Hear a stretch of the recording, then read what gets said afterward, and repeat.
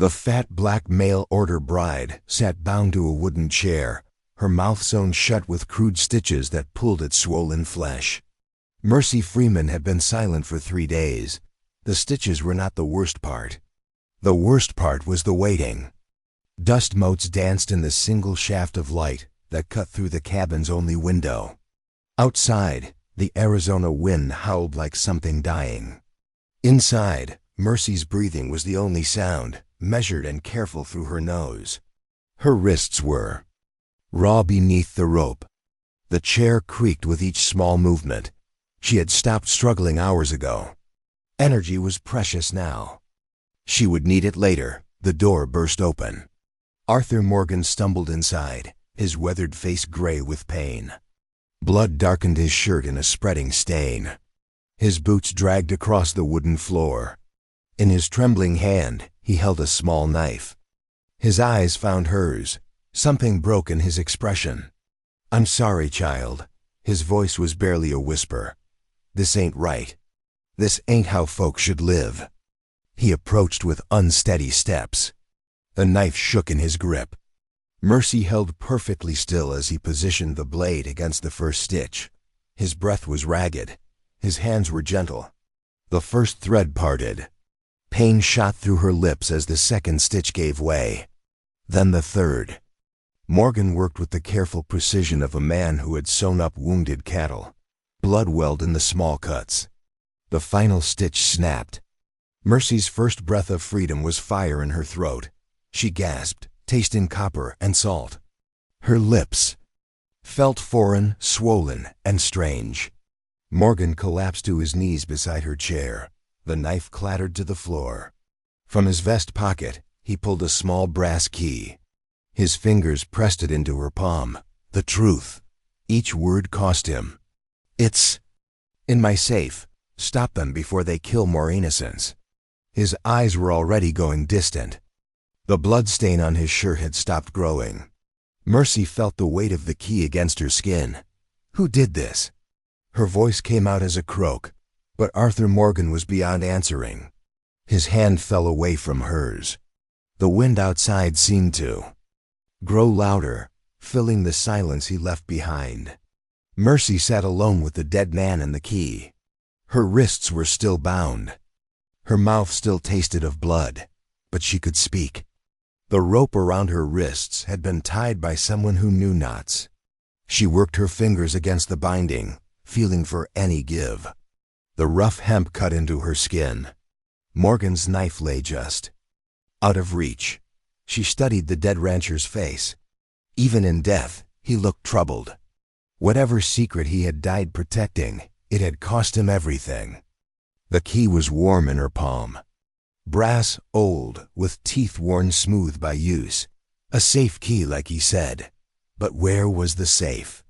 And what truth had been worth dying for? Outside, the wind began to die. Soon, someone would come looking.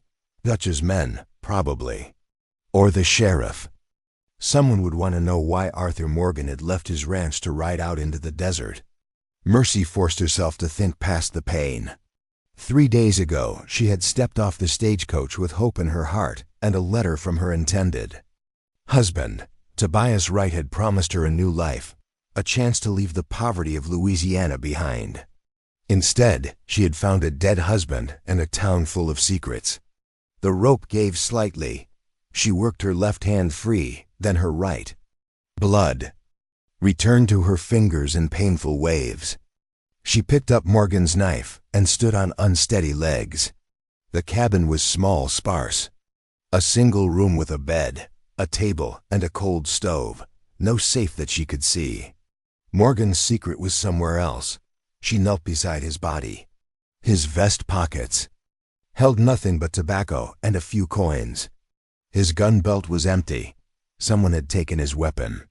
The sound of hoofbeats reached her ears, distant but growing closer. Multiple horses moving fast. Mercy moved to the window and peered through the grimy glass. 3 riders approached through the desert scrub. Even at this distance, she recognized Dutch Vanderberg's broad shoulders and black hat. The mayor rode like a man with purpose. Mercy looked back at Morgan's body. Whatever truth he had died protecting, Dutch couldn't know she had heard it. The key felt heavy in her pocket. She moved to the cabin's back wall and found what she was looking for. A loose board near the floor. She pried it up with the knife and slipped outside into the dying light. The horses were closer now. She could hear Dutch's voice carrying on the wind, giving orders to his men. They would search the cabin. They would find Morgan's body. But they would not find her. Mercy pressed herself against the cabin's back wall and waited. The key burned against her palm. Whatever secret Arthur Morgan had died protecting, it was hers now. The responsibility settled on her shoulders like a weight. She had come to Copper Ridge looking for a husband and a new life. Instead, she had found a mystery written. In blood, the horses stopped in front of the cabin. Boots hit the ground. Dutch's voice was clearer now, though she could not make out the words. Soon, they would discover that the fat black mail-order bride was no longer bound and silent. They would come looking for her. But first, she would find that safe. She would learn the truth that had cost Arthur Morgan his life, and then, somehow, she would make them pay. The key was a promise in her palm. A promise that the silence was finally broken. 3 days earlier, Mercy Freeman stepped off the stagecoach into the dust of Copper Ridge. The Arizona sun beat down on her dark skin. Her dress clung to her heavy frame, damp with sweat and hope. The letter was folded in her pocket, worn soft. From reading. Tobias Wright had promised her a life away from Louisiana's poverty. A house with windows. A garden, children, maybe, in time. The stagecoach driver set her trunk in the dirt. The leather was cracked, the corners reinforced with tin. Everything she owned fit inside. He tipped his hat and climbed back onto his seat. The town stretched before her, a collection of wooden buildings baked gray by the sun. Dust swirled in the spaces between them. A few people moved along the boardwalks, their faces hidden beneath hat brims. A man approached from the direction of the livery stable. Tall, dark-skinned, with calloused hands and careful eyes. He moved with the measured gait of someone who had learned to draw no unnecessary attention. Mrs. Wright? His voice was quiet, respectful. I'm Django Freeman. I work for Mr. Morgan's ranch. She nodded, suddenly aware of how she must look. Travel-stained and heavy, clutching her worn carpet-bag. The letter had mentioned nothing about a man named Django. Tobias sent you? Django's eyes dropped to the dust. His jaw worked for a moment before he spoke. Ma'am, I got bad news. Tobias passed 3 days ago. The words hit her like a physical blow. The carpetbag slipped from her fingers. Her knees wanted to buckle, but she remained standing. She had come too far to fall now. How? Natural causes, they say. Django's eyes darted toward the sheriff's office. But ma'am, there's things that don't sit right. Things he was looking into before he died. The sun felt colder now. The dust in the air seemed thicker. Around them, the town went about its business, but Mercy felt eyes watching from doorways. And windows. Poor thing. What a terrible shock. The voice came from behind her. Mercy turned to see a well-dressed man approaching, his smile wide and practiced. Gold teeth caught the sunlight. His coat was too fine for the desert heat. I'm Dutch van der Berk, mayor of our little town. He removed his hat with a flourish. I heard about your loss. Terrible business, young Tobias dying so sudden. Django stepped back, his face carefully neutral. The mayor's presence seemed to fill the space between them. Don't you worry about a thing, dear. Dutch's voice carried the smooth cadence of a man accustomed to being obeyed. The town will take care of you, very closely. Something in his tone made Mercy's skin crawl. The smile never reached his eyes. His gaze moved over her body with the calculating look of a man appraising livestock. A third man emerged from the sheriff's office. Tall, weathered, with a star pinned to his vest. His face was lined with the kind of weariness that came from too many compromises. "Sheriff Marston," Dutch called out. "Come meet our newest resident." The sheriff approached with reluctant steps. His handshake was brief, his eyes unable to hold hers. "Ma'am, sorry for your loss." "Thank you." Mercy's voice sounded small in the desert air. "The hotel has a room ready," Dutch continued. "On the town's account, of course. We take care of our own here in Copper Ridge." Django shifted his weight. A muscle in his jaw twitched. The sheriff studied his boots. "That's very kind," Mercy said. But kindness felt wrong coming from Dutch's mouth. The word tasted false. "Think nothing of it." Dutch replaced his hat. "I'll check on you later. Make sure you're settling in proper." The three men dispersed, leaving Mercy alone with her trunk and the weight of her new reality. The letter in her pocket felt heavier now. A promise that had died with Tobias Wright. The hotel room was small but clean. A single window looked out onto the main street. Mercy sat on the narrow bed and finally allowed herself to cry. Night fell like a curtain over the desert. The hotel walls were thin. Through them, she could hear the sounds of the town settling into evening. Footsteps in the hallway. Voices from the saloon across the street. She was arranging her few belongings when the voices outside her door grew clearer. Men talking in. The hallway, their words carrying through the thin wood. "She knows too much already."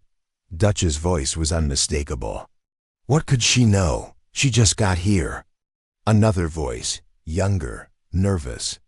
"Tobias talked too much before he died. About the land deals, about Morgan's questions. We can't have loose ends walking around." Mercy pressed herself against the door. Her heart hammered against her ribs. "What do you want us to do?" "Nothing permanent." "Not yet, but we need to keep her quiet until we decide what to do with her." The voices moved away down the hallway. Mercy stood frozen, her ear still pressed to the door. The floorboards creaked beneath her feet. Land deals. Morgan's questions. Tobias had discovered something before he died. Something worth killing for. She moved to the window and peered out at the street.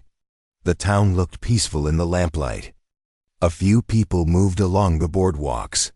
Normal life in a normal place. But beneath the surface, something rotted. Mercy pulled her shawl tighter around her shoulders. The desert night was cold, but the chill she felt came from within. She had come here seeking a new life. Instead, she had found a trap. The lock on her door was flimsy. The window opened onto a 2-story drop. There was nowhere to run, even if she had somewhere to go. She sat on the bed and waited. Outside, the town grew quiet.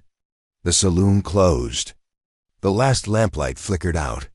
When they came for her, she would be ready. The brass key in Arthur Morgan's dying hand seemed like a lifetime ago. But it had been only hours since Dutch's men had burst through her door. Hours since they had dragged her from the hotel and into the desert. Hours since they had sewn her mouth shut and left her to wait for Dutch's final decision. Now Arthur Morgan was dead, and the truth was hers to carry. Mercy waited in the shadow of the cabin until Dutch's men rode away. Their voices had carried on the desert wind, discussing Arthur Morgan's body with the casual tone of men accustomed to death. They would return with a wagon. She had little time. The Morgan Ranch sat 2 miles north of town, a cluster of weathered buildings against the red rock cliffs. Mercy moved through the scrub brush, her dress catching on thorns. The brass key felt warm against her palm. The ranch house was dark when she arrived. No smoke rose from the chimney. The windows stared out at the desert with blank eyes. Arthur Morgan would never return to this place. Django Freeman sat on the porch steps, his head in his hands. At her approach, he looked up with eyes red from dust and grief. His rifle lay across his knees. "Figured you'd come here eventually." His voice was hollow. "Found Arthur's body an hour ago." Mercy climbed the steps and sat beside him. The wooden boards creaked under their combined weight. Above them, stars emerged in the darkening sky. He gave me this before he died. She showed him the key, said the truth was in his safe. Django studied the brass key. His fingers traced the worn edges. Safe's in the study. Arthur was gathering evidence for weeks. Said someone needed to know what was happening to this town. They entered the house together. The study was small-lined, with books and papers. A heavy iron safe squatted in the corner, its door sealed with a combination lock and a keyhole. The key turned easily. Inside, neat stacks of documents waited in the darkness. Mercy pulled them out by lamplight, her hands trembling. Land deeds, death certificates, railroad contracts, bank transfers. Each document told part of a larger story written in greed and blood. Sweet Mary. Django's voice was barely a whisper. Look at this. The death certificate for Jonas Whitmore, a local rancher, showed he had died of natural causes. But the accompanying letter from the doctor told a different story. Whitmore had been found with a bullet in his back. More documents revealed the pattern. Property owners died of convenient accidents. Their land was sold to Dutch van der Berk for a fraction of its value. The mayor then resold it to the railroad company at enormous profit. Tobias found this, Django said. He held up a notebook filled with careful handwriting. He was tracking the deaths, the land sales. He knew they were connected. Mercy read over his shoulder. Tobias had been methodical, documenting each suspicious death, each convenient sale. His notes grew more urgent toward the end. They're planning something bigger, she said. Look at this. The final documents revealed the scope of Dutch's ambition. The railroad money was funding the construction of a territorial prison. Convict labor would be leased to local businesses. Dutch would control the contracts. He's been clearing the land for this, Django said. Getting rid of anyone who might object. Anyone who might ask questions. Sheriff Marston's name appeared throughout the documents. Not as a willing participant, but as a man trapped by his own mistakes. Dutch had loaned him money to pay gambling debts. The sheriff's compliance was bought with his own desperation.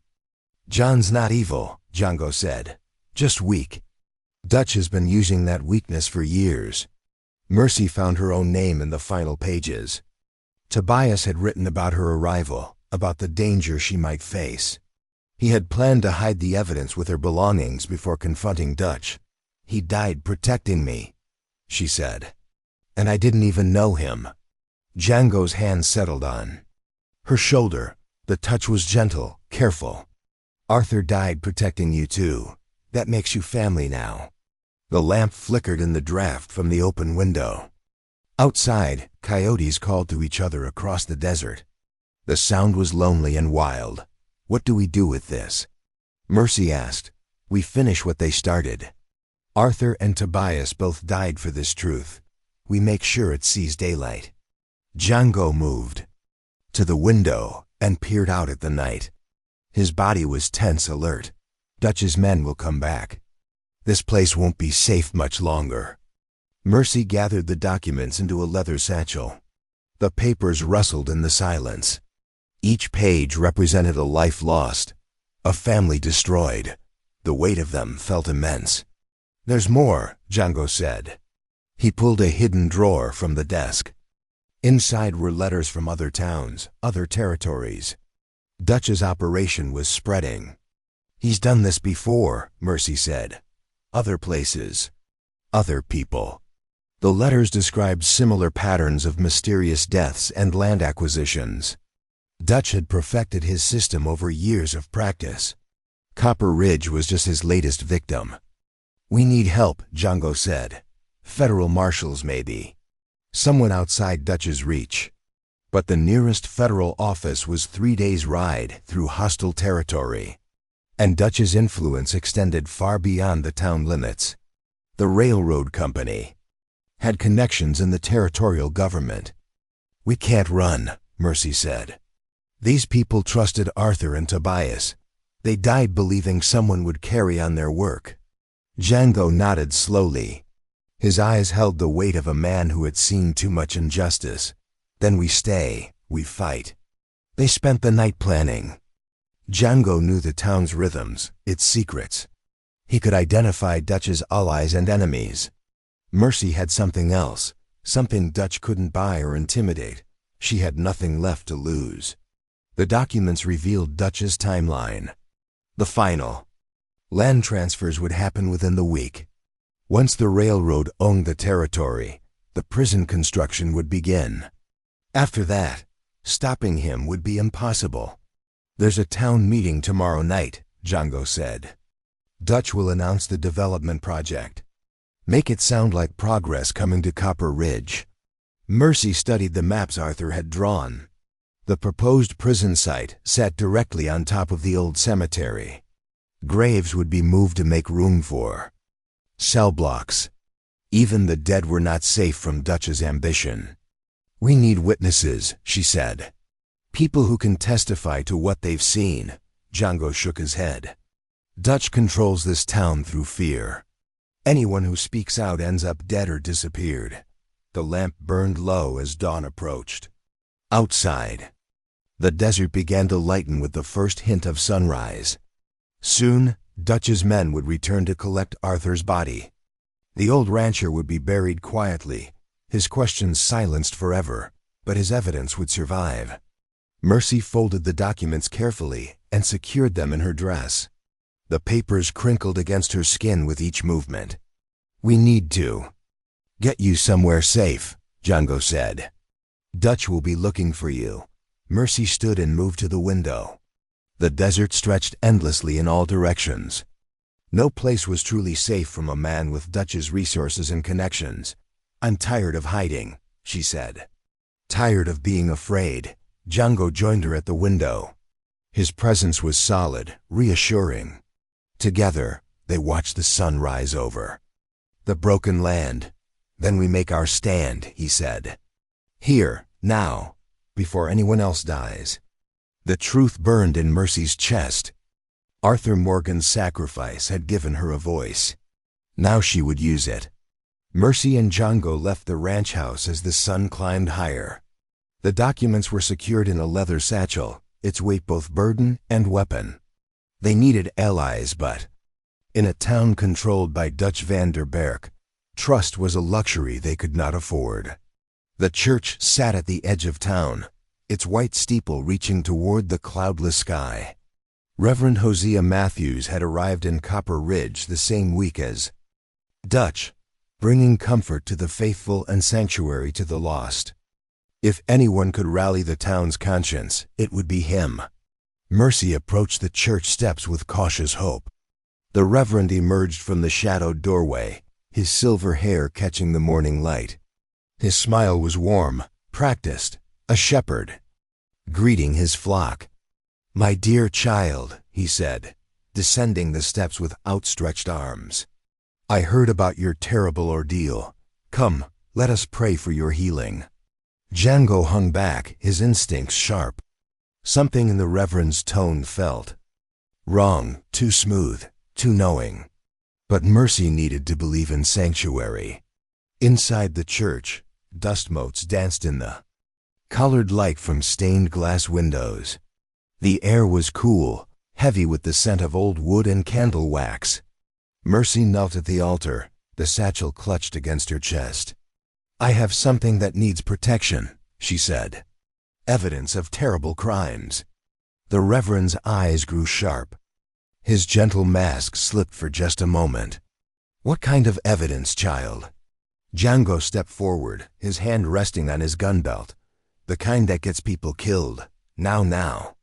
The Reverend's voice remained soft, but his body language shifted. Surely there's been some misunderstanding. Mayor van der Berk is a pillar of this community. Mercy opened the satchel and pulled out one of the documents. The Reverend's face went pale as he read the land deed transfer. His hands shook as he set the paper down. Where did you get this? Arthur Morgan died protecting it, Mercy said. Tobias Wright died discovering it. The Reverend stood and moved to the window. His shoulders sagged as if bearing an enormous weight. For a moment, Mercy thought she had found an ally. "I'm sorry, child," he said without turning around.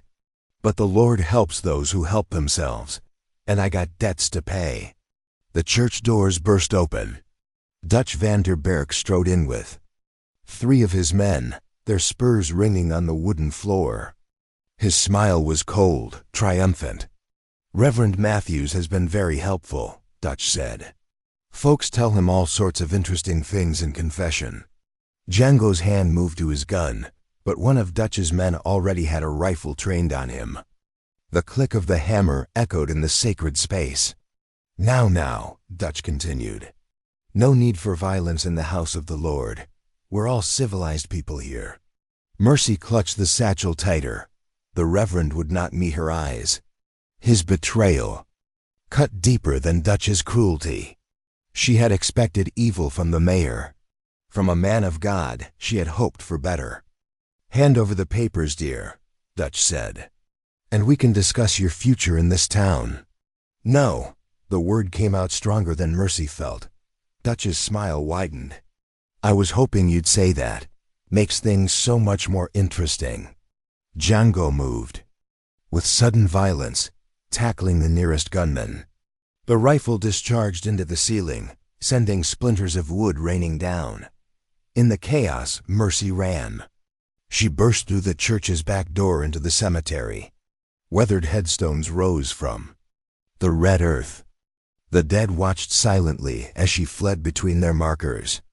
Behind her, shouts erupted from the church. Django's voice, sharp with pain, Dutch's men giving chase. The Reverend calling for calm that would never come. Mercy ran toward the desert, her heavy frame fighting against the unforgiving ground. The satchel bounced against her hip with each step. The documents inside were worth more than her life. A gunshot cracked across the morning air, then another. Mercy did not look back. The desert stretched endlessly before her. No cover, no shelter, just broken ground and scattered sage. Her lungs burned with each breath. Her legs trembled with exhaustion. Another shot, closer this time. A puff of dust erupted near her feet. Dutch's men were closing the distance. Then she saw it. A thin line of smoke rising from a cluster of rocks ahead. Someone had built a fire in the shade of a natural windbreak.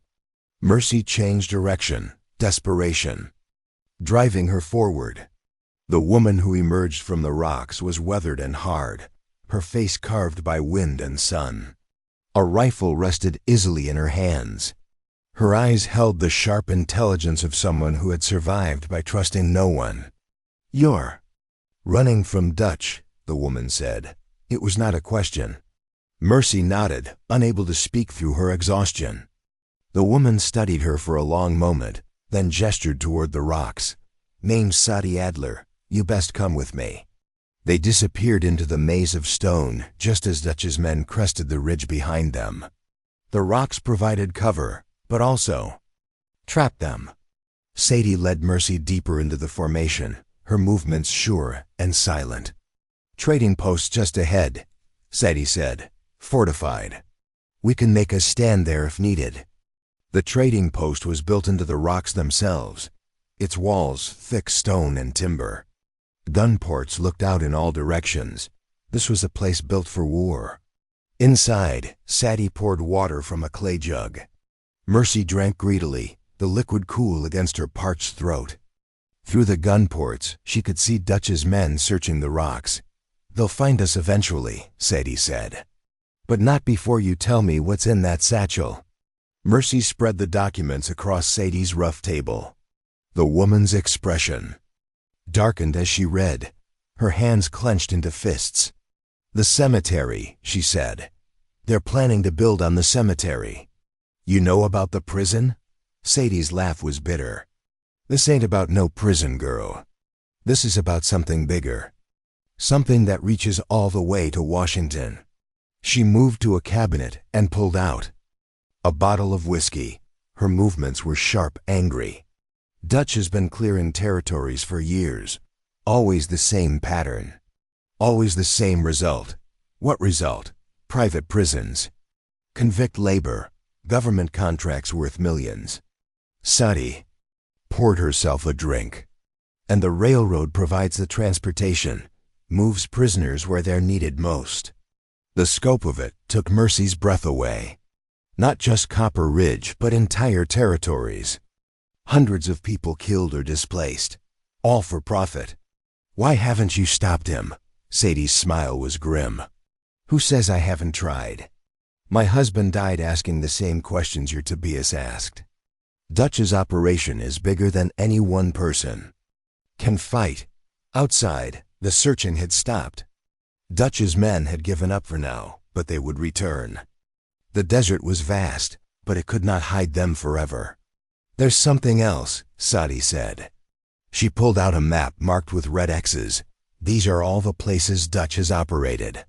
All the territories he's cleared. Mercy studied the map. The pattern was clear. Dutch moved from territory to territory, leaving death and profit in his wake. Copper Ridge was just the latest victim. He's done this before, Mercy said. And he'll do it again, unless someone stops him. The sun was setting, painting the rocks red and gold.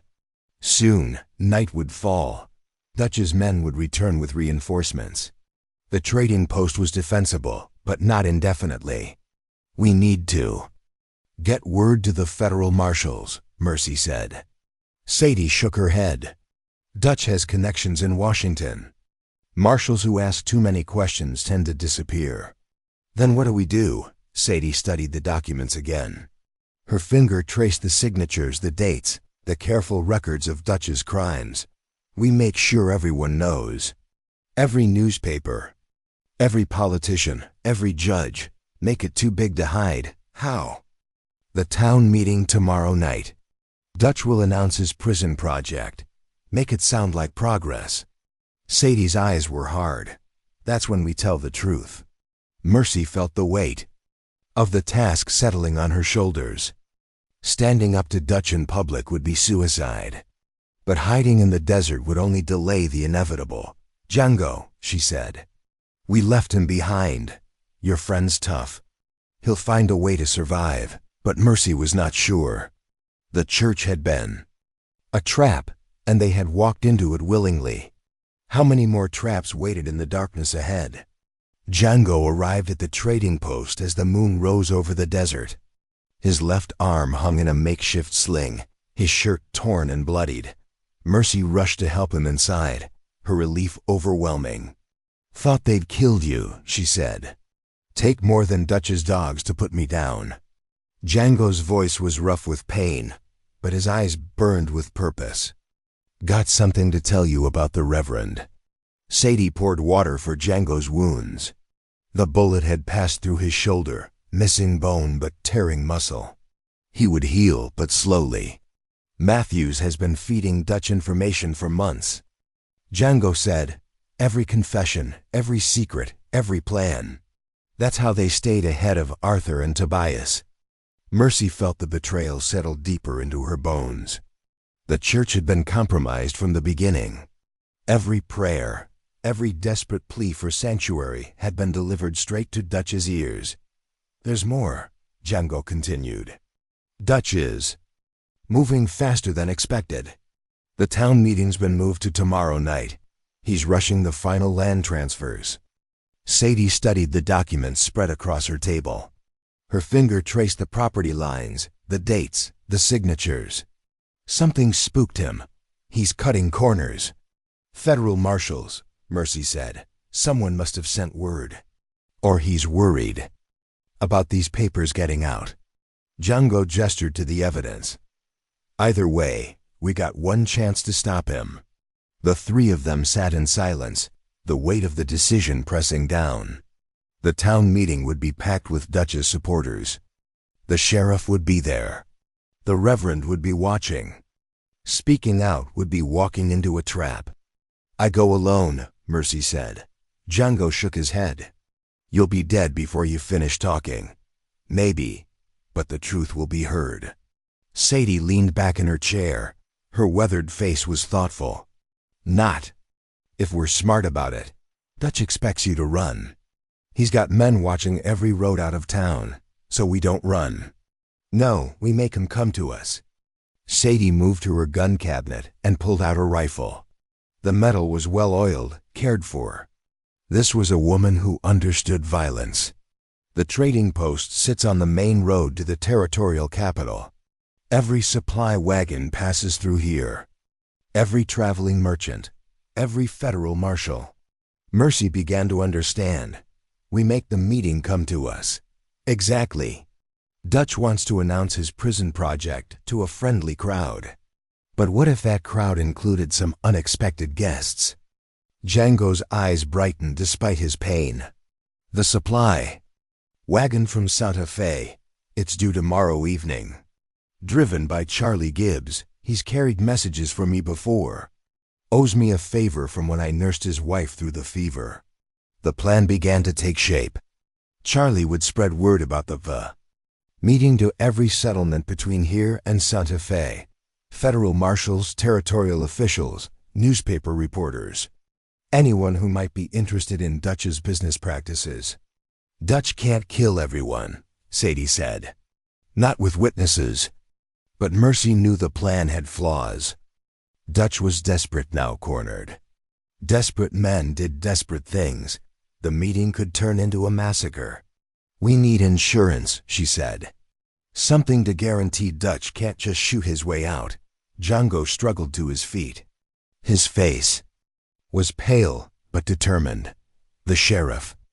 John Marston's not evil, just weak. If we can get him to stand up to Dutch... He's in too deep, Sadie said. Dutch owns his debts. Then we pay them off. The idea was simple but dangerous. Arthur Morgan's safe had contained more than documents. Gold coins, paper money, certificates of deposit. Enough to buy a sheriff's freedom. Morgan was planning something, Mercy said. All that money wasn't just savings. Django nodded. He was going to offer John a way out. Buy his debts from Dutch. Give him a chance to do right. Then we finish what Arthur started. The night passed slowly. Mercy practiced her speech, the words that would expose Dutch's crimes. Django cleaned his weapons with his good hand. Sadie prepared for siege, checking ammunition and food supplies. Dawn brought Charlie Gibbs and his supply wagon. The grizzled driver listened to their plan with growing interest. His weathered face split into a grin. Dutch van der Berk, you say? That snake tried to cheat me on a load of grain last year. I'd be happy to see him get his comeuppance. Charlie loaded his wagon with extra supplies and headed toward town. Within hours, riders were spreading word across the territory. The meeting at Copper Ridge would have more attendees than Dutch expected. Mercy spent the day preparing. She bathed in the creek behind the trading post, washing away the dust and blood of the past few days. Her reflection in the water showed a different woman than the one who had stepped off the stagecoach. This woman had scars. This woman had purpose. Sadie helped her dress in clean clothes, borrowed from the trading post stock. The fabric was rough, practical, but it felt like armor. Tonight, she would need all the protection she could get. You don't have to do this, Sadie said. Django and I can handle Dutch. No, this is my fight now.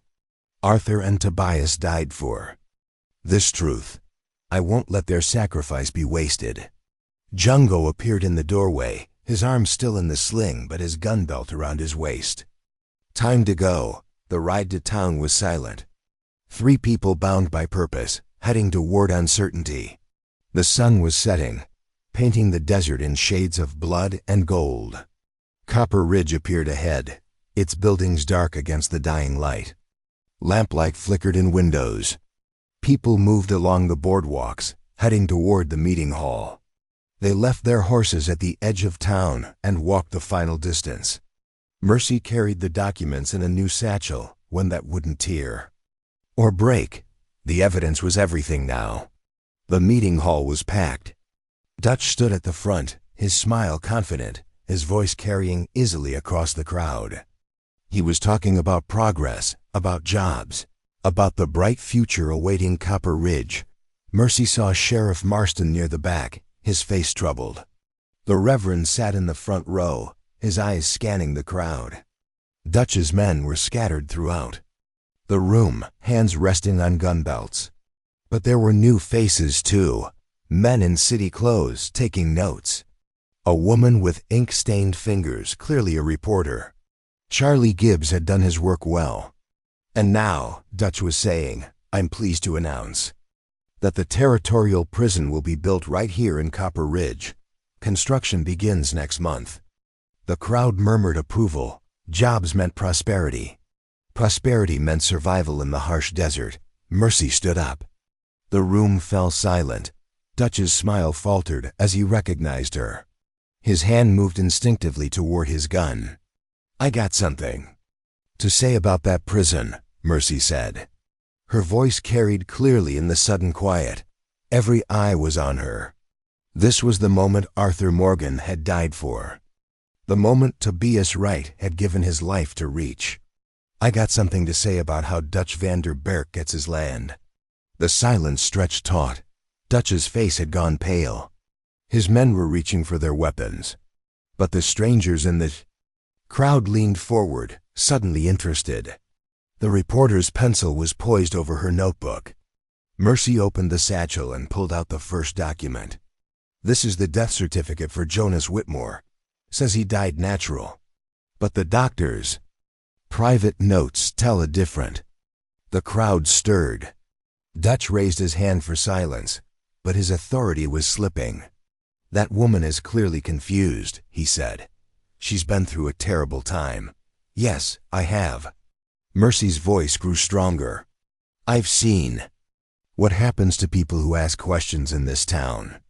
I've seen what happens to people who stand in Dutch van der Berg's way. She held up another paper. This is a land deed. It shows how Dutch bought the Whitmore Ranch for $50. After Jonas passed away, 2 weeks later, he sold it to the railroad for $5,000. The crowd murmured, their mood turning. People were starting to understand. Django stepped forward, his good hand resting on his sidearm. Sadie moved to the other side of the room, her rifle now clear to see. The trap was closing. But Dutch still had moves left. His smile returned, cold and sharp. Sheriff Marston, he called, take this woman in for disturbing the peace. The sheriff rose slowly. His face was torn, caught between duty and what he knew was right. Everyone waited. This was the moment that would change everything. Sheriff Marston stood there, his badge catching the lamplight. Dutch's order filled the air. His hand trembled as it reached for his belt. John, Mercy's voice was calm. You don't have to do this. The sheriff's eyes met hers. She saw years of quiet compromises, small steps that led to this point. His hand stopped. I know about the debts, Mercy said. Arthur Morgan left money, enough for you to walk away from Dutch. Dutch's face twisted with anger. Sheriff, I gave you an order. No. Marston's voice was quiet, then stronger. No, I'm done. His hand dropped away from his belt. Instead, he reached into his vest and pulled out a folded paper. This is a warrant for Dutch van der Berg's arrest. I've been carrying it for weeks, waiting to find the courage to use it. The crowd gasped. Dutch's men reached for their guns, but strangers among the crowd were quicker. Federal marshals, now revealed, had theirs ready. Easy, fellas, said the lead marshal. Nobody needs to get hurt tonight. Dutch's smile stayed, but now it looked like a cornered animal's grin. You think this changes anything? I have friends in high places. This won't last. Maybe not, Mercy said. But this will. She held up the last paper from Arthur Morgan's safe. The crowd leaned in. This is a letter from the territorial governor. He's been looking into shady land sales. Your name appears a lot, Dutch. Dutch's color drained. The governor was beyond his reach. On top of that, the federal marshal said, we have reports from 6 other territories. Looks like you've been busy, Mr. van der Berg.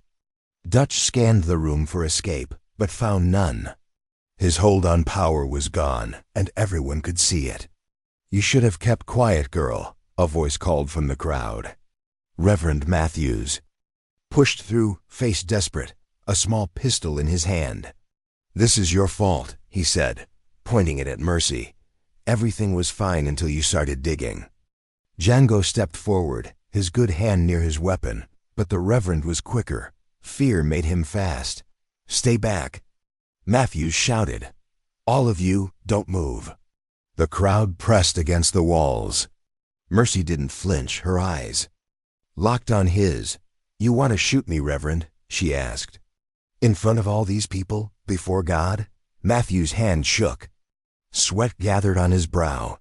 "You don't get it. I had no choice. Dutch knew about the church money I took. He would have ruined me. So you helped him ruin everyone else instead." The words cut deep. Matthew's face fell. "I'm sorry. I'm so sorry." Django moved, tackling the Reverend from the side. The gun fired into the ceiling, showering splinters. They struggled until Django pinned his arms. "It's over." "Hosea," Django said. "It's done." The marshal stepped in, putting Dutch and his men in chains. The Reverend was led away, head down. The crowd stood in silence as the truth about their town was finally out. In the days that followed, Copper Ridge began to heal. The stolen land was given back to the rightful families. The prison plan was scrapped. Dutch's network was broken down piece by piece. Sheriff Marston, now free from fear, proved himself. A fair lawman, working hard to rebuild trust. The badge he wore no longer carried shame. Longer felt like a burden. Mercy was offered Arthur Morgan's ranch, as specified in his will. She accepted, transforming it into a refuge for travelers and those seeking a fresh start. The ranch became a symbol of hope in a region that had known too much fear. Django became her foreman, his loyalty unwavering. Together, they worked the land, their shared trauma forging a bond stronger than blood. The desert began to bloom under their care. Sadie Adler expanded her trading post, turning it into a way station for federal marshals and territorial officials. Her reputation for straight dealing spread throughout the territory. Justice, it seemed, was finally taking root. The reporter who had witnessed the confrontation wrote a series of articles about Dutch's crimes. The story spread to newspapers across the country, exposing the systematic corruption that had plagued the frontier territories. Federal oversight was strengthened. Other Dutch Vanderbergs found their operations under scrutiny. 3 months later, Mercy stood at Tobias Wright's grave. The headstone was simple, carved with his name and the dates of his brief life. She placed wildflowers on the red earth. "I found my voice, Tobias," she said. "And I ain't never gonna let nobody take it again." Django approached from the ranch house, his arm fully healed now. His presence was a comfort, a reminder that she was no longer alone. "What's next, Deputy Freeman?" he asked. Mercy looked at the badge pinned to her vest. Sheriff Marston had sworn her in the week before, making her the first female deputy in the territory's history. The star felt right against her chest. "Next, we make sure every voice in this territory gets heard," she said. The desert wind carried her words across the broken land. Somewhere in the distance, a coyote called to its mate. The sound was lonely, but not lost. Mercy had arrived in Copper Ridge as a silent victim, her mouth sewn shut by cruelty and fear. She had found her voice in the darkness, had learned to speak truth in the face of violence. Now she would help others find their voices too. The sun was setting behind the red cliffs, painting the sky in shades of gold and crimson. Tomorrow would bring new challenges, new injustices to confront. But tonight, the desert was peaceful. Justice, like the desert flowers, could bloom even in the harshest ground. It just needed someone willing to tend it, to water it with truth and courage. Mercy Freeman had become that someone. Her voice, once silenced, now carried across the territory. And in its echo, others found the strength to speak. The fat black mail-order bride who had arrived in Copper Ridge with nothing, but hope had become something more. She had become a force for change, a beacon of justice in a land that had forgotten what justice meant. Her story was just beginning. And that is all to the story, for now. Please let me know where you are tuning in from. Perhaps we will create a story there. Consider liking this video and subscribing to our channel. And if you enjoy our content, click this video on your screen.